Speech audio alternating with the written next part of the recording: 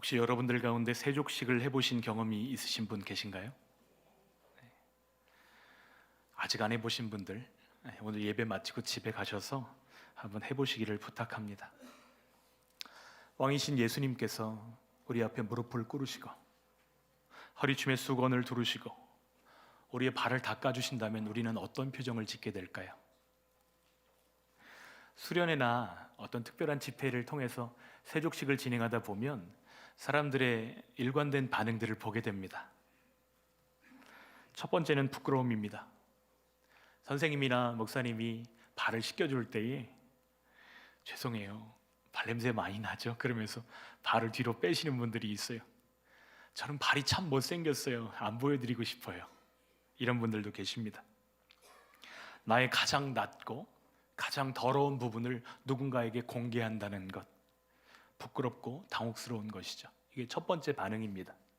두 번째는 미안함입니다. 남편이 아내를, 아내가 남편을, 혹은 부모가 자녀를, 자녀가 부모를 세족식 할 때에 늘 든든해 보이던 남편의 발에 박힌 그 두꺼운 굳은 살과 상처를 보면서 사춘기에 별로 대화하지 않았지만 벌써 훌쩍 커버린 자녀의 발을 만지는 순간 짠함과 미안함이 막 몰려와가지고 눈물이 터지는 것이죠. 세 번째는 고마움입니다. 굳이 미안해 라고 말하지 않아도 따뜻한 물 속에서 발을 어루만지는 그 손길만으로도 마음의 응어리가 녹아내리는 기적을 경험합니다. 터치가 사랑이니까요. 한 번은 어떤 유치원에서 어버이날을 맞아서 부모님의 발을 씻겨드리는 행사를 기획했습니다. 고사리 같은 손으로 아빠의 발을 씻기는데 애가 갑자기 놀라가지고 펑펑 우는 거예요. 아빠가 묻습니다. 왜 그래? 아이가 대답합니다. 아빠 발이 너무 딱딱해요. 아빠 발이 너무 아파 보여요. 아빠 발에 박혀있는 그 굳은 살과 상처들을 보면서 얼마나 고생하셨을까요? 어린아이가 그걸 생각하면서 우는 것이죠. 그런데 아이가 우니까 누구도 울까요? 아빠도 우는 것이죠. 주님이 우리 발을 만지실 때 느끼시는 감정이 바로 이것입니다. 우리의 고단함을 아시고 우리의 아픔을 불쌍히 여기시는 긍휼의 마음이 예수님의 마음이신 것이죠. 예수님 당시에 팔레스타인 땅은 석회 먼지로 가득 차 있는 비포장 도로였습니다. 사람들이 다 샌들을 신고 걸어 다니는데 발에 늘 흙먼지와 땀, 오물과 짐승의 배설물 같은 것들이 묻어 있는 것이죠. 냄새가 진동했을 거예요. 신병교육 때 막산에 그 청국장 비슷한 냄새가 항상 납니다. 아세요? 아마 그런 냄새가 아니었을까 하는 상상을 해봅니다. 그래서 집에 손님이 오시면 누구든지 발 씻을 물을 먼저 내어주는 것이 기본적인 예의였습니다. 하지만 물을 내주는 것과 발을 닦아주는 것은 전혀 다른 차원의 문제입니다. 왜냐하면 발을 씻어주는 것은 종 중에서도 가장 낮은 종이 행하는 일이었기 때문이죠. 어떤 문헌에 보면 유대인 종들에게는 그들의 자존심을 배려해서 발 닦는 일은 시키지 않았다는 기록도 있습니다. 그런데 지금 하나님의 아들이신 예수님께서 저녁을 잡수시던 자리에서 일어나셔서 겉옷을 벗고 수건을 가져다가 허리에 두르시고 대야에 물을 떠넣고 지금 제자들의 발을 닦겠다고 말씀하시는 거예요. 베드로가 깜짝 놀라서 손살에 치는 이유는 그가 겸손해서가 아니라 예수님의 행동이 그들의 상식을 벗어나는 아주 특별한 일이었기 때문입니다. 그 문화에서는 한 번도 본 적 없는 그런 일을 스승이신 주님께서 행하셨기 때문이죠. 우리 4절, 5절 말씀 같이 읽겠습니다. 저녁 잡수시던 자리에서 일어나 겉옷을 벗고 수건을 가져다가 허리에 두르시고 이에 대야에 물을 떠서 제자들의 발을 씻으시고 그 두르신 수건으로 닦기를 시작하여. 여러분, 성경에서 겉옷은 권위와 지위를 상징하는 상징물입니다. 야곱이 그 아들 요셉을 사랑하였을 때 어떤 옷을 입혔죠? 채색 옷을 입혔습니다. 지금 왕자들에게 입히는 그 옷을 입혀놓고 내가 너를 사랑한다는 것을 겉옷을 통해서 표현하는 것이죠. 그런데 지금 만왕의 왕이신 예수님께서 제자들의 발을 닦기 위해서 자신의 겉옷을 벗고 수건을 허리에 두르시고 모든 권위를 내려놓고 계시는 것입니다. 예수님은 제자들의 발을 씻기시면서 섬김의 본을 보여주십니다. 이것이 예수님의 제자 훈련 1강이에요. 1강. 오늘날 교회들에서 행하는 많은 제자 훈련과는 차이가 있습니다. 오늘날 제자 훈련 대부분은 빈칸을 넣고 성경을 공부하면서 예수님의 제자를 세우는 과정이라고 이야기합니다. 그러나 예수님께서는 빈칸 채우기를 통해 훈련된 종교인들을 만드시지 않았던 것이에요. 어떻게 하셨죠? 종의 모습과 마음을 보이시면서 제자들이 낮은 곳에서 다른 사람들의 마음과 그 연약함들을 만지는 사랑의 사람이 되기를 바라시는 것입니다. 베드로 차례가 되었어요. 베드로는 많이 당혹스러웠을 것입니다. 그래서 이렇게 말합니다. 주님, 절대로 제 발은 씻길 수 없습니다. 그러자 예수님이 단호하게 말씀하십니다. 내가 너를 씻어주지 아니하면 네가 나와 상관이 없느니라. 여러분, 신앙생활은 우리가 예수님을 위해서 뭔가 대단한 일을 해드리는 것이 아닙니다. 주님이 내 더러운 발, 내 수치와 허물을 만지시도록 나를 온전히 내어드리는 것이 먼저인 것이죠. 주님의 씻기심을 통해 주님과의 관계가 시작되기 때문입니다. 그래서 주님은 말씀하십니다. 이미 목욕한 자는 발밖에 씻을 필요가 없다. 지금 목욕과 발 씻는 것을 구분하고 계세요. 목욕은 예수님을 믿음으로 얻는 구원을 상징합니다. 그리고 발 씻는 것은 구원받은 성도라 할지라도 세상을 살아가면서 그 몸에, 그 마음에 묻는 죄와 먼지를 닦아내는 성화의 과정을 예표하는 것이죠. 하루를 마칠 때 발을 씻는 것처럼 우리의 발을 예수님께 매일매일 내어드리는 저희들 되어지기를 소원합니다. 하나님, 오늘도 제가 그 형제를 많이 미워했습니다. 하나님, 오늘도 제가 마음속으로 그 자매를 판단하였습니다. 용서해 주십시오. 주님 앞에 진솔하게 우리의 연약함을 고백하며 마음을 씻어내야 합니다. 주님의 사랑을 공급받아야 같은 종류의 사랑으로 섬길 수 있기 때문이죠. 이 씻음이 없으면 우리는 주님의 마음을 잃어버리게 됩니다. 그런데 없는 것을 줄 수 있는 방법이 없잖아요. 지난 목요일 전도 시간에 있었던 일입니다.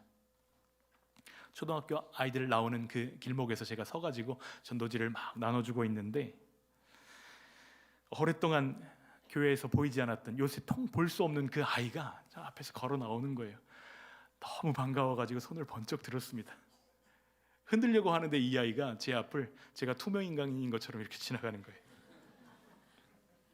저도 들었던 손이 머쓱해가지고 이렇게 내렸습니다. 그리고 한참 뒷모습을 바라보았습니다. 왜냐하면 그 아이, 제가 기도하는 아이거든요. 많이 아프고 외롭고 가난한 아이거든요. 한편으로 속상한 마음이 들었지만 그 모습에 저 자신을 좀 돌아보았습니다. 나는 이 아이와 얼마나 진실한 관계를 맺어왔는가? 나는 이 아이에게 어떤 존재였길래 이 아이는 고개를 숙이고 내 앞을 지나가는 것일까? 친구들 때문에 부끄러워서 그런 것일까? 여러 가지 생각들이 들었습니다. 아이의 반응이라는 거울로 저 자신을 비춰볼 때 하나님 앞에 서 있는 제 모습이 비쳐 보이는 거예요. 너무 비슷해요. 목사가 되었어도 기도할 때 마트 가서 장 보듯이 기도합니다. 이게 어떻게 기도하는 건지 여러분 아시죠? 사야 될 것들을 쭉 적어놓고, 하나님 이것도 필요하고 이런 사역도 감당해야 되고 이 사람은 지금 아프고 이 사람은 지금 연약하고, 제 안에 있는 여러 가지 쇼핑 목록들을 주님 앞에 꺼내놓듯이 줄줄줄줄줄줄 아뢰는 것입니다. 그런 기도 제목들을 잔뜩 늘어놓고 내 할 말이 다 끝나면 얼른 일어나 버리는 정 없는 모습들이 제 안에 얼마나 많은지 몰라요. 사실 주님의 바람은 제가 기도 자리에서 주님의 마음과 제 마음이 만나고, 내가 너를 사랑한다, 예 주님 저도 사랑해요, 그 사랑의 교제를 원하시고 계시는데, 저는 제 할 말 다 하면 벌떡 일어나서 나가버리는 정 없는 제자였던 것이죠. 기도 가운데 주님과의 관계를 확인하고 그 사랑을 공급받는 것은 제가 이 땅에서 일시적으로 목사의 사역을 감당하는 그것보다 훨씬 더 중요한 일인 줄 믿습니다. 왜냐하면 주님은 제가 목사이기 이전에 주님을 사랑하는, 주님의 사랑받는 자녀로 살아가기를 기대하시기 때문이죠. 저만 아니라 여러분에게도 동일한 줄 믿습니다. 그래서 오늘 본문 바로 앞서 요한복음 12장에는 안타까운 기록들을 남겨놓고 있습니다. 예수님을 따르는 제자들에게 그렇게 많은 표적들을 보여주셨음에도 불구하고 사람들이 예수님을 믿지 않습니다. 이유가 무엇이냐면 43절에 그들이 하나님의 영광보다 사람의 영광을 더 사랑했기 때문이라고 말씀하십니다. 여러분, 사람의 영광을 구한다는 것이 무엇이죠? 사람의 눈 앞에서 살아가는 것을 의미합니다. 하나님 눈치 보고 하나님 면전에 살아가야 될 사람이 사람 눈치 보고 사람 눈만 의식하고 살아가는 것을 사람의 영광을 구하는 것이라고 말씀합니다. 그러나 우리에게 있어서 더 중요하고 가장 중요한 것은 하나님의 눈을 의식하는 것입니다. 코람데오, 무슨 뜻이죠? 여호와 앞에서, 여호와 앞에서 사는 삶에 참 기쁨이 있고 참 생명이 있기 때문입니다. 이제 제자들의 발을 다 씻기신 주님은 제자들에게 숙제를 하나 내주십니다. 14절, 15절 말씀 같이 읽겠습니다. 내가 주와 또는 선생이 되어 너희 발을 씻었으니 너희도 서로 발을 씻어주는 것이 옳으니라. 내가 너희에게 행한 것 같이 너희도 행하게 하려 하여 본을 보였노라. 지금 예수님께는 십자가에 달리시기까지 시간이 얼마 남지 않았어요. 6월절 전 목요일이니까요. 세족한 목요일이니까 시간이 정말 얼마 남지 않았습니다. 그런데 이렇게 긴급하고 중요한 순간에 예수님이 발을 씻음으로 제자들에게 이 본을 보이시는 이유가 무엇이죠? 제자들이 지금까지 3년이나 예수님 따라다니면서 함께 먹고 함께 자고 함께 생활했음에도 불구하고 제자들끼리 모이기만 하면 누가 크냐, 누가 높냐, 누가 예수님이 다스리시는 그 나라에서 오른쪽 자리를 할 것이냐 왼쪽 자리를 할 것이냐 서로 싸우는 것을 예수님이 아셨기 때문에 몸으로 본을 보여주시는 것입니다. 참 제자는 서로 섬기는 삶을 살아야 마땅함을 겉옷을 벗고 보여주시는 것이죠. 우리 안에 예수의 마음을 품게 되기를 간절히 소원합니다. 주님이 우리에게 내어주시는 과제도 제자들에게 주신 과제와 다르지가 않아요. 그것은 한마디로 말하면 예본하는 것입니다. 예본하는 것이 어떻게 하는 것이죠? 예수님을 바라보고 예수님을 본받는 것이 예본하는 것입니다. 예수님을 내 믿음의 원본 삼고 주님이 내게 행하신 것처럼 나도 형제를 향하여 그렇게 행하는 것이지요. 세상은 지금도 우리에게 사람의 영광을 구하라고 부추깁니다. 더 높은 자리, 대접받고 누리는 것이 성공이라고 이야기합니다. 하지만 주님은 우리를 향해서 오늘 말씀하십니다. 수건을 들어야 된다. 나를 투명인간 취급하는 그 아이에게 먼저 손 내밀어 주는 것, 나에게 상처 준 그 동료를 향해서 허물을 덮어주는 것, 그것이 서로의 발을 씻겨주는 것입니다. 그렇다면 우리가 예본할 때 어떤 일들이 벌어질까요? 주님이 말씀하십니다. 17절 같이 읽겠습니다. 너희가 이것을 알고 행하면 복이 있으리라. 그러니까 우리가 주님의 걸음을 따라서 한 걸음 한 걸음 따라갈 때 우리에게 행복과 만족을 약속하시는 것이죠. 스위스의 철학자 칼 힐티는 행복은 향락을 누리는 데 있는 것이 아니라 봉사하는 데 있다, 이렇게 말했습니다. 한 조사기관에서 교회 교인들을 상대로 설문조사를 했는데요, 교회에서 열심히 다른 사람들을 섬기는 사람, 헌신의 시간을 갖고 있는 사람이 그렇지 않은 사람들에 비해서 60%가 더 행복하다는 결과가 나왔습니다. 섬김과 봉사의 삶이 우리를 행복으로 이끄는 것이죠. 예수님이 약속하신 것과 같은 내용입니다. 사랑하는 성도 여러분, 이제 말씀을 맺으면서 한 가지 이야기를 드리려고 합니다. 독일의 위대한 화가 알브레이트 뒤러인데요, 뒤러의 작품 중에 제일 유명한 작품이 기도하는 손입니다. 여러분 보신 적 있을 거예요. 그림 한번 띄워주시겠어요? 기도하는 손, 마디가 굵어지고 거칠어진 두 손. 그런데 이 그림 뒤에는 한 친구의 섬김이 있었습니다. 청년 시절 뒤러가 몹시 가난했습니다. 이제 시골에서 상경에서 미술 공부하고 싶은데 친구와 같이 올라왔어요. 우리 한번 그림으로 한번 뜻을 펼쳐보자 해서 두 친구가 같이 올라왔는데 둘이 다 가난하니까 공부를 할 수가 없는 것이죠. 그래서 뒤로의 친구가 뒤로를 붙잡고 이야기합니다. 이보게 뒤로, 내가 일할 테니까 자네가 먼저 공부하게. 자네가 먼저 공부해서 유명한 화가가 되면 그때 나 공부하면 되잖아. 순서만 좀 다를 뿐이지 자네가 먼저 공부하면 좋겠어. 뒤로는 친구의 희생 덕분에 훌륭한 화가가 되었습니다. 어느 날 약속을 지키기 위해서 친구를 찾아갔는데 친구가 하나님 앞에 기도하고 있는 거예요. 거친 노동판에서 손이 다치고 뼈 마디가 어긋나서 굳은 살이 박히고 더 이상 붓을 잡을 수 없게 된 그 친구가 두 손을 모으고 하나님 앞에 간절히 기도하는 소리가 들려옵니다. 하나님, 저는 비록 손이 망가져서 그림을 그릴 수 없지만 제 친구 뒤로가 훌륭한 화가가 되었으니 그것으로 감사합니다. 그를 귀하게 사용해 주십시오. 친구를 위해서 기도하는 그 모습을 보았습니다. 뒤로가 친구의 상처투성이 손을 보면서 깨닫는 것이죠. 세상에서 가장 아름다운 손은 바로 나를 위해 희생하고 기도하는 저 손이구나. 그래서 그 친구의 손을 그린 것이 기도하는 손이라는 작품입니다. 예수님이 우리를 씻으시기 위해 모든 영광을 내려놓으셨습니다. 그리고 십자가 지시기 전 가장 낮은 자리에서 제자들의 발을 씻겨주셨습니다.